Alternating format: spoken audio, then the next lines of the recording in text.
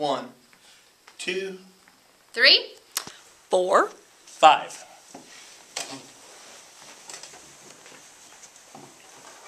Hello, my name is Jacob Toll, and this is my informative speech. Pick 'em up and put 'em down. That is a phrase I frequently heard as a kid growing up. I was a skinny kid, but always had trouble keeping my balance and running with any speed at all. Little did I know that I actually had something called Cabover's foot disorder. This is a genetic disorder, and it was present in both of my feet. Many of you here today have probably never heard of Cabover's. According to Tabor's Medical Dictionary, Cabover's is another term for extremely high arches and doesn't allow the human body to use its lower extremities optimally. For years, I just had to live with the idea that I was just a slow runner, but my mom, who also has Cabover's and did not know about the disorder, was determined to find a clinical diagnosis.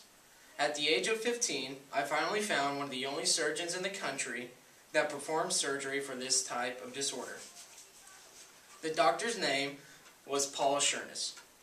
Dr. Sherness told my mother and me that he has surgically treated patients with the same disorder with a lot of success.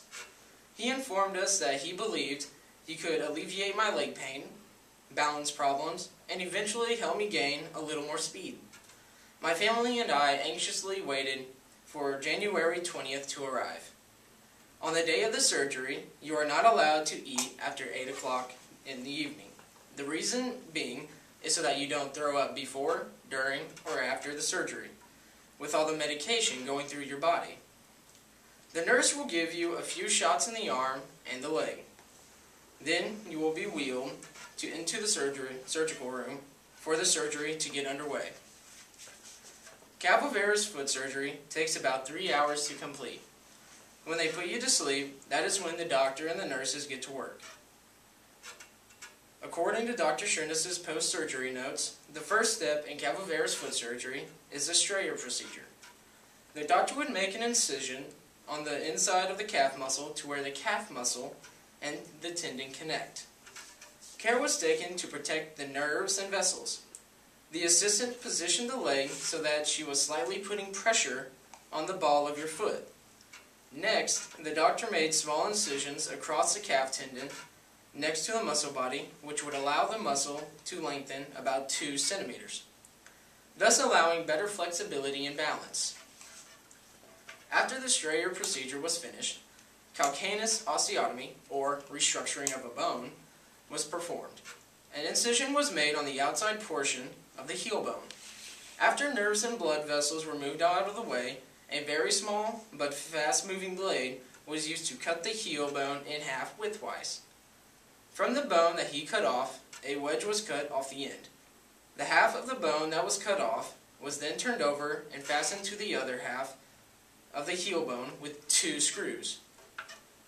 This lined the heel up better, and attention was turned to the midfoot.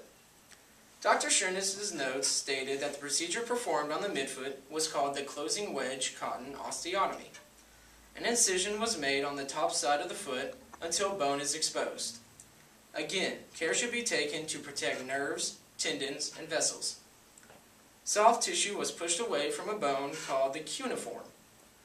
A wedge of bone is then cut out of that bone, starting from the top and cutting through the bone to the soft tissue. A clamp is used to force the 2 pieces together, and a screw secures them. To achieve better positioning of the cuneiform bone, a plate and staple was used. This procedure helped flatten the high arch of the foot. The final steps in the operation included attaching the wedges of bone to the sides where they were removed to enhance bone growth and strength during the healing process.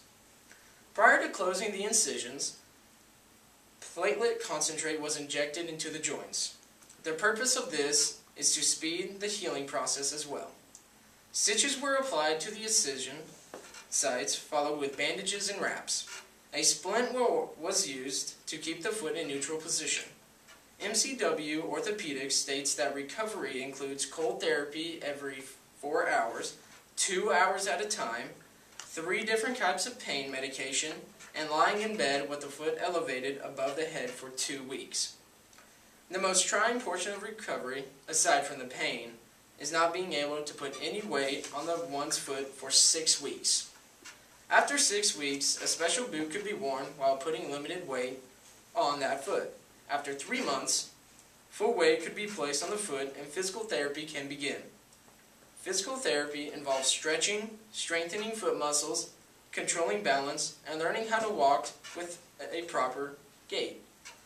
From the lengthening of the calf muscle, the sawing and reattachment of bones, and the prolonged recovery period, surgery for Cavalieri's foot disorder is an extensive process. Despite the physical recovery time, the mental recovery time was just as difficult. Trying to overcome boredom, dealing with the frustration of not being able to do what I want to do when I want to do it, and the desire for privacy. This quote by Robert N. Hensel says it best: "Placing one foot in front of the other, I have climbed to higher lengths, reaching beyond my own limitations to show my inner strength. No obstacle too hard for this warrior to overcome.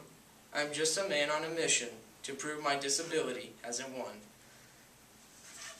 Thank you. My name is Jacob Toll, and this has been my informative speech.